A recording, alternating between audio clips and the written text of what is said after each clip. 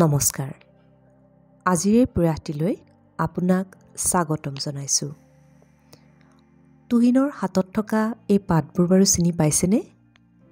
এই পাতবিধৰ নাম হৈছে কেহৰাজ। নলবৰীয়া ভাষাত কয় কেহৰেজী। আৰু মই বৰ্তমান আছোঁ মোৰ জন্মস্থান নলবাৰীত। সেইকাৰণে মই নলবৰীয়াত কি কয় সেই কথাটো আপোনালোকক জনাইছোঁ। এই পাতটোৰ গুণাগুণৰ কথা ডক্টৰ গুণাৰাম খনিকৰৰ সহজলভ্য বনদৰৱৰ গুণ নামৰ কিতাপখনত নিশ্চয়কৈ আপোনালোকে আগতে পঢ়িছে। আজি বাৰু আমি সেই গুণাগুণৰ কথা ক'বলৈ নাযায়, বিশেষ এটি কথাৰ বাবেহে এই ভিডিঅ'টি প্ৰস্তুত কৰিছোঁ। সেইটো হৈছে এয়া যে মোৰ মায়ে চিয়াহী উলিয়াই আছে, এনেদৰে পাতকেইখিলা এটি ছাই লগা বাচনৰ ওপৰত খহি খহি এই পাতখিনিৰ ৰস উলিয়াইছে। আমি সৰুতে এই পাতৰ পৰা ৰস উলিয়াই কলগছৰ পাতত লিখিছিলোঁ। আৰু এদিন তুহিনক মই এই কথাটোকে কৈছিলোঁ। আৰু তেতিয়া সি মোক কৈছিল সিও হেনো লিখি চায়। আজি সেইবাবে মায়ে তাক কলগছৰ পাতত আখৰ লিখিবলৈ শিকাব। এয়া মায়ে তাক অটো লিখিবলৈ শিকাইছে। আমাৰ অসমীয়া স্বৰবৰ্ণৰ প্ৰথমটো আখৰ হৈছে অ, আৰু তুহিনেও বৰ আগ্ৰহতে এই অ আখৰটো লিখিবলৈ যত্ন কৰিছে। আগতে আমাৰ প্ৰাথমিক শিক্ষাৰ কালছোৱাত আমাৰ যেতিয়া গৰমৰ বন্ধ দিছিল, তেতিয়া আমাক কলগছৰ পাতত এনেদৰে লিখি নিবলৈ দিছিল। অ আ ক খৰ পৰা আৰম্ভ কৰি বৰ বকলৈকে।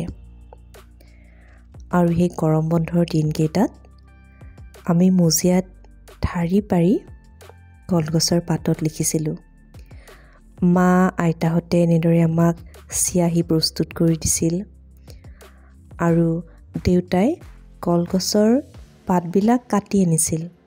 কলগছৰ পাতবিলাক কাটি আনি ৰ'দত শুকাবলৈ দিছিল। এনেই অলপ লেৰেলি যাবলৈ দিছিল, কিন্তু কলগছৰ পাতবিলাক ধুবলৈ দিয়া নাছিল। কলগছৰ পাতৰ পিছফালে এই যে বগা ধৰণৰ পদাৰ্থ এটি লাগি থাকে, এই পদাৰ্থটি গুচি গ'লে লিখিবলৈ দিগদাৰ হয়। এইখিনিৰ কাৰণেহে পিছলি পিছলি যায়। আৰু ইয়াতে লিখিবলৈ আমি পাৰৰ পাখি, নল, খাগৰি আৰু বেছি ভাল হয় যেতিয়া ডাঙৰ চৰাইৰ পাখি পোৱা যায়, যেনে হাড়গিলা হওক বা চিলনি হওক, তেনেকুৱা চৰাইৰ পাখি পালে বৰ ভাল। আমাৰ তুহিনে এতিয়া লিখি আছে পাৰৰ পাখিৰে। তুহিনে লিখাৰ মাজতে মোক অফলাখন গোটেই লিখি দিব ক'লে। সি হেনো আজি গোটেই অফলাখন লিখিব। আৰু মই তাক লিখি দিবলৈ বুলি ইয়াত তাৰ ওচৰতে বহি লৈছোঁ। এয়া মই প্ৰথমতে লিখিছোঁ অ, তাৰপিছত আ, হৰচৈ, দীৰ্ঘই, হৰচৌ, দীৰ্ঘৌ, ৰি, এ, ঐ, ঔ, ঔ। অসমীয়া স্বৰবৰ্ণৰ আমাৰ এই 11টি আখৰ তাক মই লিখি দিলোঁ। আগতে আমাৰ নিচিনাকৈ যিসকলে কলগছৰ পাতত এনেদৰে লিখি পাইছিল, নিশ্চয় আমাৰ এই প্ৰয়াসটি চাই থকাৰ মাজত আপোনাৰো এই স্মৃতিটো সজীৱ হৈ উঠিছে। আৰু যিসকলে এনেদৰে লিখি পোৱা নাই, সময় সুবিধা পালে এনেদৰে লিখি চাব। ভাল লাগে। আৰু তুহিনক এয়া মই এতিয়া সেই ৰং কৰিবলৈ, তাৰে মাজত ৰংবিলাক ভৰাবলৈ পাৰৰ পাখি এখিলা ব্ৰাছ বনাই দিছোঁ। সি তেনেদৰে এতিয়া তাতে ৰংখিনি বুলাই আছে। নতুন বস্তু এটা পালে আমাৰ সকলোৰে ভাল লাগে। নতুনত্বৰ প্ৰতি মানুহৰ আগ্ৰহ এনেও বেছি। আমাৰ আজি তুহিনৰো তেনেকুৱাই হৈছে। কলগছৰ পাততো লিখিব পাৰি। এনেদৰে আমি ৰং উলিয়াব পাৰোঁ। সি সেই তাৰ মনৰ আনন্দখিনি এনেদৰে কলগছৰ পাতত ছবি আঁকি আঁকি প্ৰকাশ কৰিব ধৰিছে।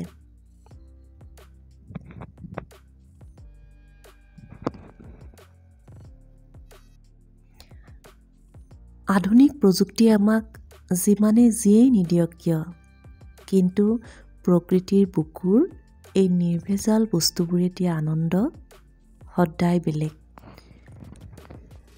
সেইবাবে আমি ভাল পাওঁ গছৰ কোমল সেউজীয়াবোৰ, ৰং বিৰঙৰ সতেজ ফুলকেইপাহ, আকাশত উৰি যোৱা চৰাইৰ কিচিৰ কিচিৰ মাতবোৰ। অৰ্থাৎ প্ৰকৃতিৰ ভাল লগাবোৰৰ মাজত আমাৰ ভাল পোৱাবোৰ এৰি দিব পাৰোঁ, মনটোক ভাল লগাব পাৰোঁ। আৰু তুহিনেও তাৰ মনটোক এনেদৰে এটি প্ৰাকৃতিক দৃশ্য আঁকি ভাল লগাই তুলিছে। আৰু আমাৰ এই প্ৰয়াসটি চাই আপোনালোকৰ কেনেকুৱা লাগিল আমাক কমেণ্টযোগে জনাবলৈ নেপাহৰিব। আমাৰ ভিডিঅ'বিলাক আগলৈকে চাই থাকিব। তাৰ আশাৰে আজিলৈ আমি এৰিছোঁ আৰু পুনৰ এটি নতুন ভিডিঅ'লৈ আপোনালোকক লগ পাম।